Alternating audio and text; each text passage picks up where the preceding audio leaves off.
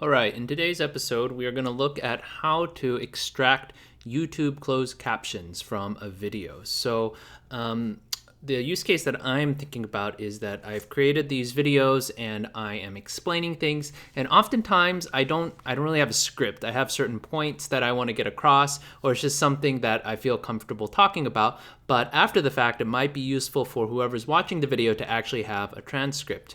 If you didn't already know, when you play a video, all right, it'll play through, and you could toggle the closed captions.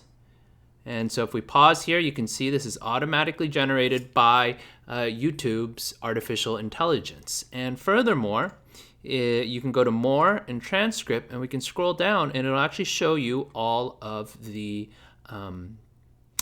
text that is based off of your video. So I think this, from my limited experience, I say 95% accurate. And so how we get to downloading it was, well, first you could try to like click and drag, copy and text, and that is a way to do it. And actually that's not too bad. So I would say you could just click and drag.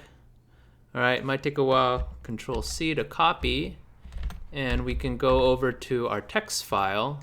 Let's do a new text file. This is just TextEdit built into the Mac operating system. I'm gonna go make plain text just to keep things simple. And actually, this is one way to do it, all right? Now, the thing is that it's every other line, all right? Now, this is one way to go about doing it.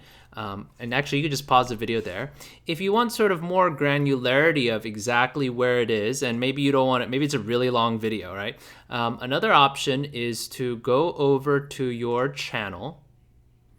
Okay, so you usually go up to the icon and then your channel, and then usually the studio, and that's sort of where all your videos are. And you can go to edit, and then more options. Now, right now, when I go down to here, subtitles, when I click on download, it doesn't actually download. All right, I don't know if that's because they're like going to be moving over from the classic previous version to this current one. But we can go to edit classic video.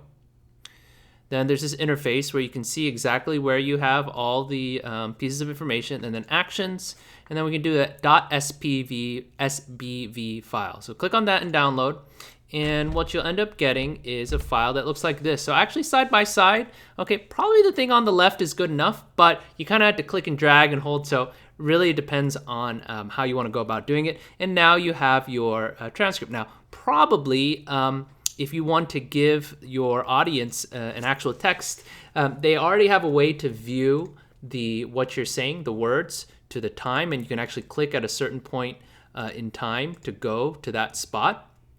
But let's say you just want them to be able to read through the text. And so being able to format this into something readable, that's what we're going to cover in the next part of the video, part 2, because you could try to like delete and that sort of thing, but this sort of repetitive task when we're dealing with data, this is basically a data that you're dealing with, it's good to find an automated way to help you when it's really large. So stay tuned for part 2.